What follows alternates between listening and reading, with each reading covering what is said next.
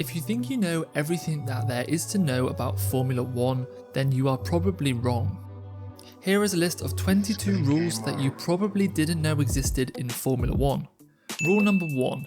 Both cars entered by a competitor must be presented in the same livery at every competition. This is likely in reference to 1999 when BAR Formula 1 team wanted to use two different cigarette brand liveries on each one of their cars, one with the Lucky Strike on it and the other with the 555 design. However, Formula 1 regulations did require both cars to have the same livery. The team solved this issue by creating a dual livery design, half of it with the Lucky Strike and the other with the 555 design, separated by a zip. Rule number 2. Other than driving on the track, competitors are not permitted to attempt to alter the grip on any part of the track's surface.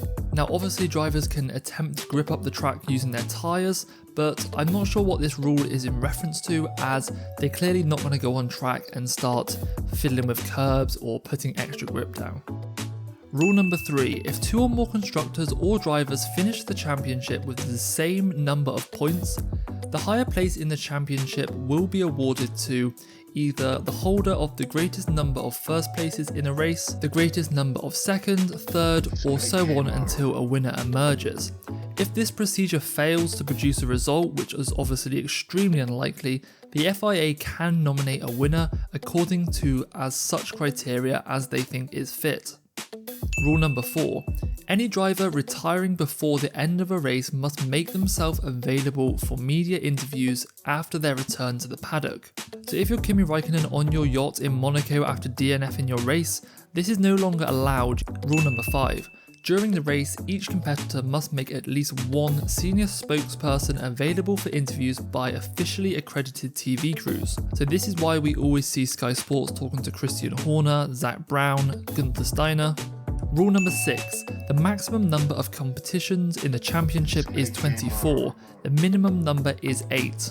Obviously this year there was meant to be 24 races before China was removed from the calendar, so they would not be allowed to add an additional race to the championship if this was the case. Alternatively, they have to have a minimum of 8 races across a season for it to count. Rule number 7.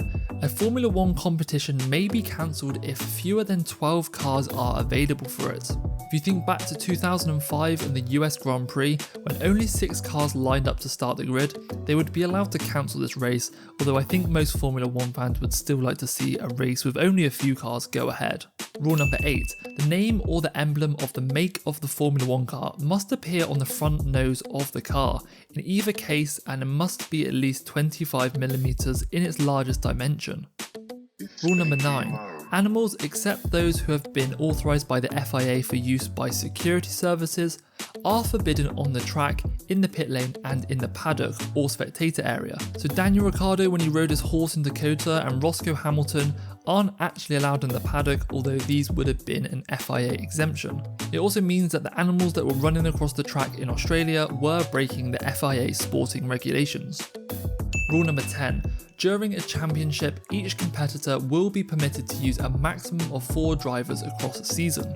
This stops teams experimenting with different drivers across the season, but it was a raise for concern during the COVID pandemic, when if 2 of your drivers got COVID and you had to replace them both, you would not be allowed to use another driver for the season, so things could get a little bit tight. Rule number 11. A speed limit of 80 km an hour is imposed in the pit lane during the whole competition.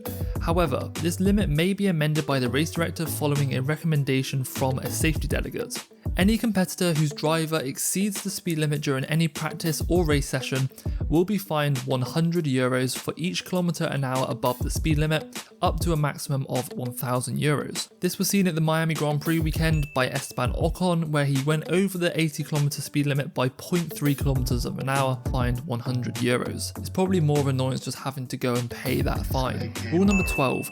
No driver may start a sprint session or the race without taking part in at least one practice session. Now this isn't normally an issue, as you normally get 3 practice sessions, so if you miss any any one of these due to a mechanical or illness, it's not really a problem. But the 2023 Baku Grand Prix, we had the sprint shootout race weekend format where there was only one practice session. Now what would happen if you missed that session due to illness or you had a mechanical issue which meant you couldn't get out on track? You would miss qualifying, sprint quali, sprint and the Grand Prix just for missing that one session, which to me seems a little bit unfair.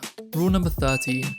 Unless the track was declared wet by the race director, any driver eliminated during Q1 whose best qualifying practice session lap exceeds 107% of the fastest lap time set during that session, or who fails to set a lap time altogether, will not be allowed to take part in the race. Under exceptional circumstances, however, if you set an acceptable lap time in free practice, the stewards may permit this car to be allowed to join the race. This happened to Nick de Vries in the Azerbaijan Grand Prix. He did not set a valid lap time in qualifying, but was allowed to take part in the Grand Prix due to setting decent lap times in practice. Rule number 14. The trophies, which must be in the form of traditional cups, will be provided by the ASN and must show the Formula 1 World Championship official logo, the official name of the competition and the driver's position. The height of the trophies will be no less than 50 centimeters and no more than 65 for the winner. Second place, no less than 35 and no more than 45 centimeters high. The maximum weight of the trophy must not exceed 5 kilos and they must be of a design that is capable of being handed and transported without damage. Now I think we've seen this rule bent in recent years with some of the more obscure trophies, but this is still a rule nonetheless. Rule number 15. You might not be aware, but the winner of the World Championship for Constructors will be required to pay a fee of $577,278 plus $6,926 for each point gained in the World Championship Constructors. Every other competitor will be required to pay a similar but a slightly less fee. Rule number 16.